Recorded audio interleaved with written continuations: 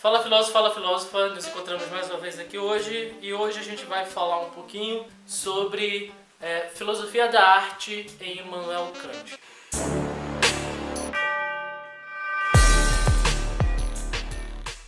Para você entender um pouquinho melhor esse vídeo aqui, seria interessante você acessar um outro vídeo que a gente já tem aqui no nosso canal, que vai falar sobre os conceitos básicos para entender Kant. Nós vamos fazer esse vídeo aqui, esse tema, dividido em duas etapas. Esse primeiro vídeo e mais um vídeo para a gente entender.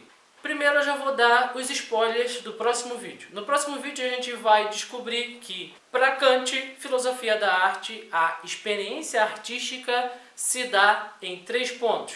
Primeiro, é sempre uma experiência subjetiva universal. Segundo, toda experiência estética manifesta uma finalidade sem fim. Terceiro, toda experiência estética envolve uma relação de entendimento sem conceitos.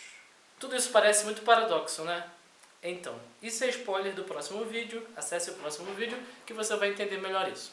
Esse vídeo a gente vai colocar conceitos introdutórios para entender esses 3 aspectos da filosofia estética de Kant. Vamos lá, quais são os conceitos que a gente vai entender hoje? O conceito de a diferença entre juízo determinante e juízo estético, ou melhor, juízo determinante e juízo reflexivo. Depois, o conceito de prazer e, por último, o conceito do gênio. São os 3 conceitos principais para entender a filosofia da arte em Kant. Conceito de... Vamos começar então.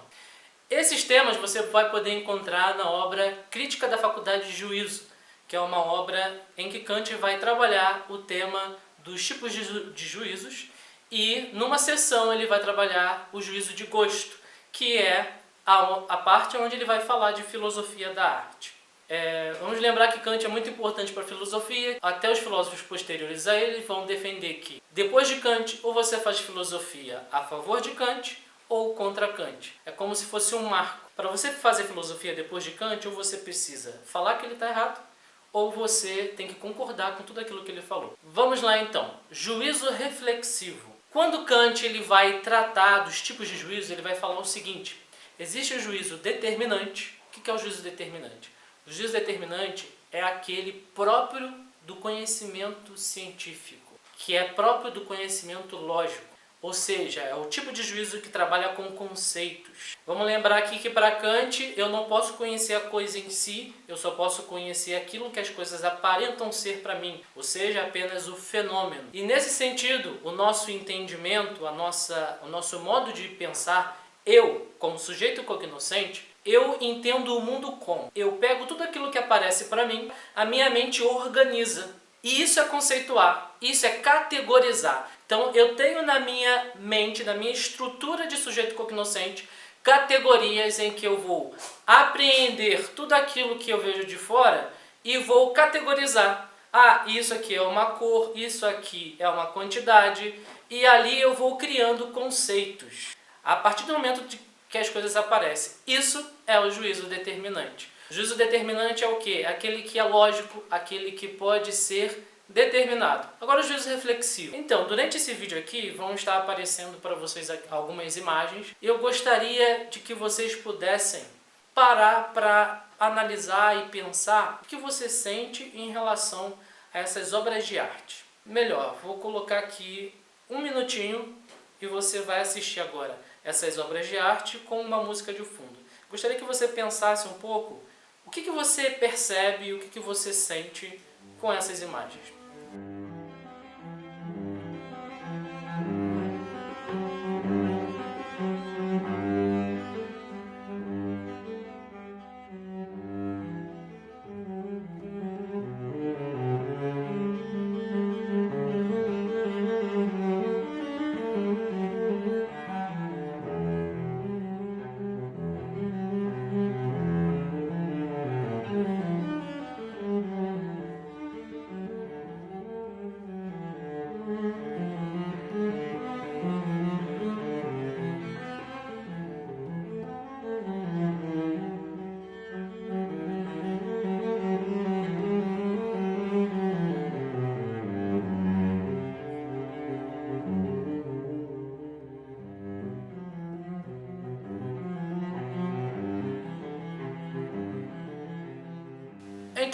você já percebeu aí? O que você sentiu quando você viu essas imagens, essas pessoas?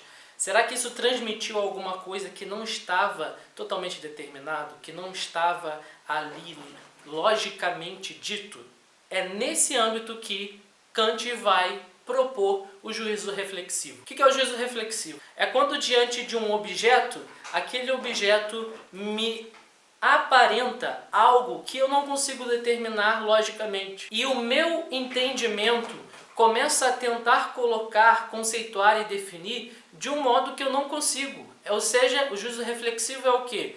Eu julgo algo, eu encontro algo, um objeto, que eu começo a me questionar sobre o que significa aquele objeto. E é nessa tentativa de tentar significar aquilo, eu percebo que não tem limite. Eu não consigo limitar este objeto, ou seja, eu não consigo determinar. Isso é o juízo reflexivo. E esse mecanismo vai se tornando cada vez mais reflexivo, ou seja, eu tento definir, encontro alguma coisa, mas já vejo que aquilo não define e eu continuo naquela busca de definição. Esse é o tipo de juízo estético. Kant vai dizer que o juízo estético, a obra de arte, ela tem que ter isso. Segundo ponto para entender filosofia estética em Kant, a ideia de prazer. Para Kant, esse jogo de você buscar essa definição infinita daquele objeto que você não consegue definir, isso se chama prazer. Só que Kant ele vai fazer uma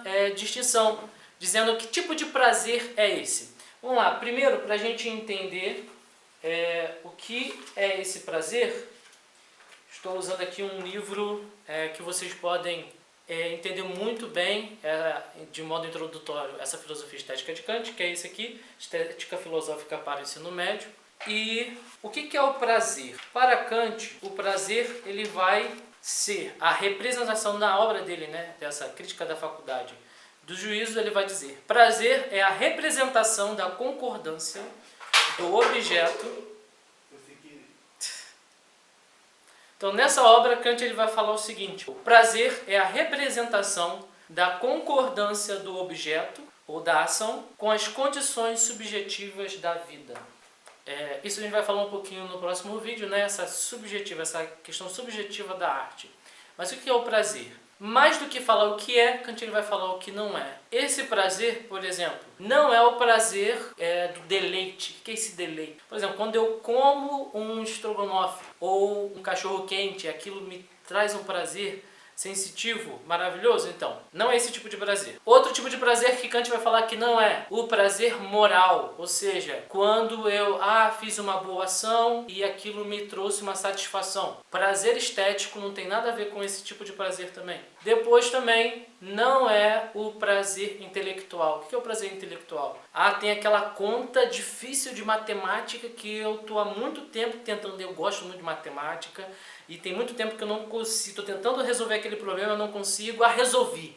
Nossa, como aquilo me traz um prazer. Ou seja, quando a gente estuda e a gente consegue resolver um problema que a gente está há muito tempo, aquilo traz um prazer para a gente. Isso também não é o prazer estético. Então, não é um prazer do deleite, não é um prazer moral, nem um prazer intelectual. Onde reside esse prazer?